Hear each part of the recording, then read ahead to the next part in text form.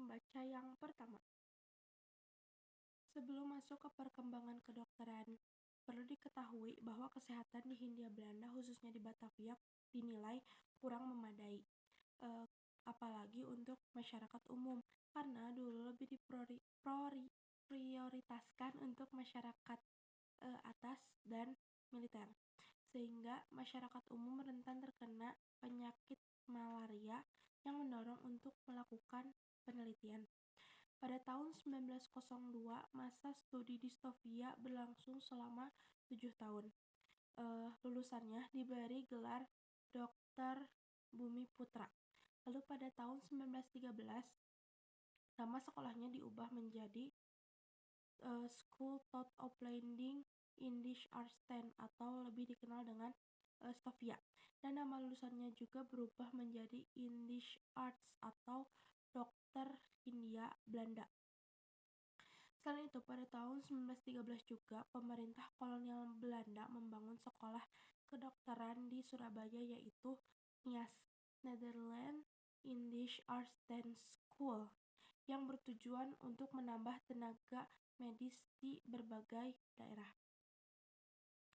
Perkembangan Stovia di Batavia antara tahun 1902 sampai 1927 dimulai saat peresmian Stovia pada tahun 1902.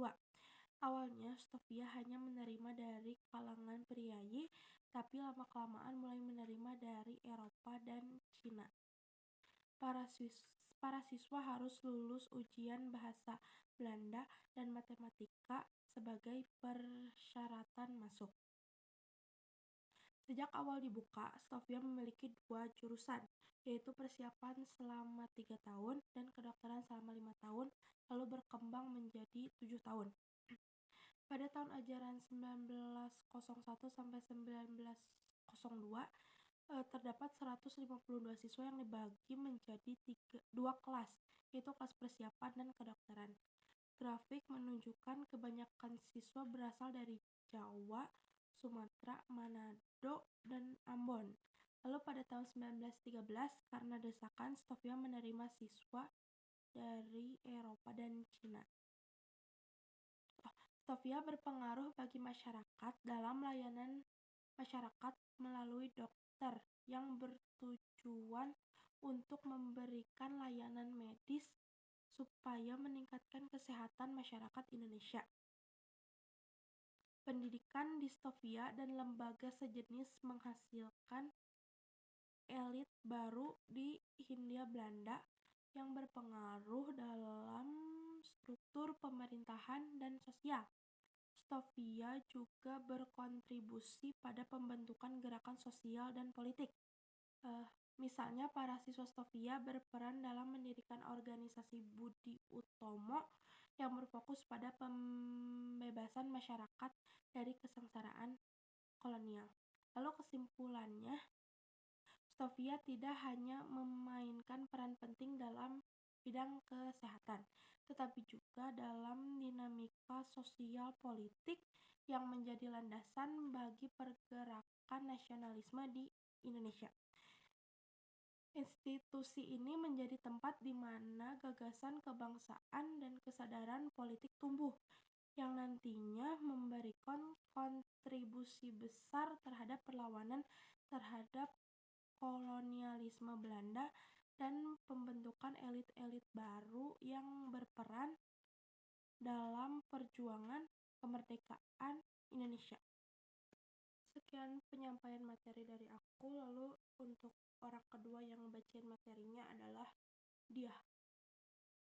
Selanjutnya ada pemahaman dari saya. Sebelum membahas tentang pendidikan kedokteran, perlu diketahui bahwa kesehatan di Hindia Belanda, khususnya di Batavia, pada abad ke-17 sampai abad ke-20 dinilai kurang memadai, karena layanan kesehatan hanya diperuntukkan untuk kalangan atas, militer, dan juga pegawai pemerintah.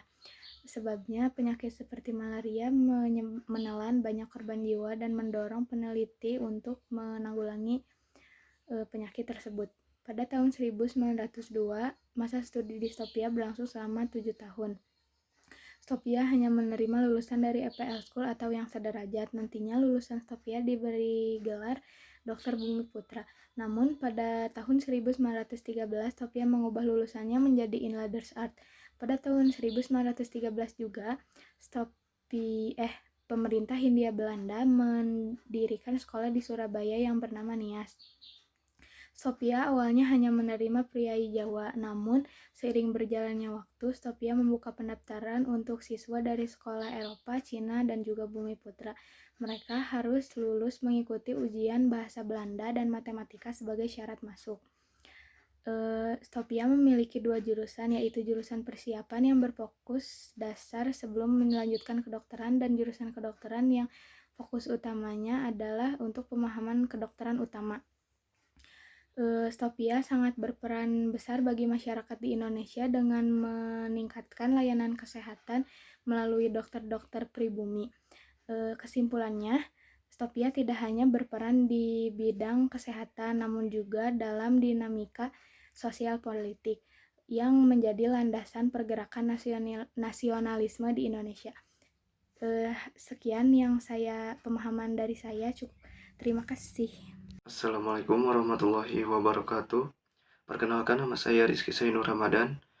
Saya dari kelas 11 Sains. Di sini saya akan membacakan materi yang saya ketahui tentang Sophia. Dari abad ke-17 hingga awal abad ke-20, keadaan kesehatan di Batavia, Hindia dinilai kurang memadai, terutama bagi masyarakat umum. Layanan kesehatan pada saat itu difokuskan pada kalangan atas seperti militer dan pegawai pemerintah. Akibatnya, wabah penyakit malaria banyak memakan korban jiwa, sehingga dilakukannya penelitian untuk penanggulangannya penyakit tersebut. Perkembangan Sophia pada tahun 1902 hingga 1927 dimulainya dengan meresmikannya ke sekolah kedokteran pada tahun 1902. Awalnya hanya menerima dari kalangan priai, namun seiring berjalannya waktu, pendaftaran dibuka untuk siswa di berbagai latar belakang dari sekolah Eropa, Cina, dan Bumi Putra. Para siswa harus lolos ujian bahasa Belanda dan ilmu matematika sebagai persyaratan masuk. Para siswa harus berkomitmen mengabdi selama 10 tahun setelah lulus ujian. Sophia berpengaruh besar bagi masyarakat Indonesia dengan meningkatkan layanan kesehatan melalui dokter-dokter pribumi supaya melatih atau memberikan layanan medis untuk meningkatkan kesehatan kepada masyarakat Indonesia. Sekian materi yang saya bisa sampaikan. Materi selanjutnya akan dilanjut oleh Jufar. Terima kasih.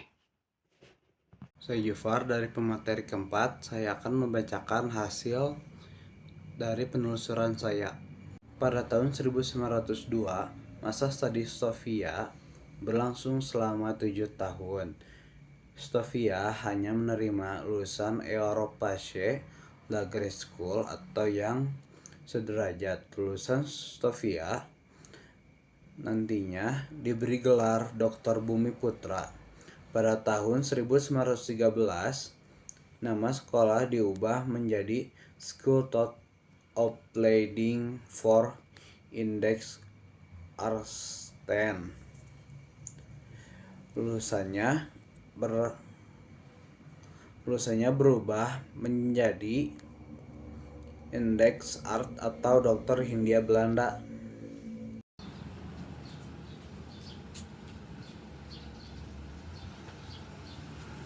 Dalam periode ini, angka kematian di kalangan inlanders sangat tinggi.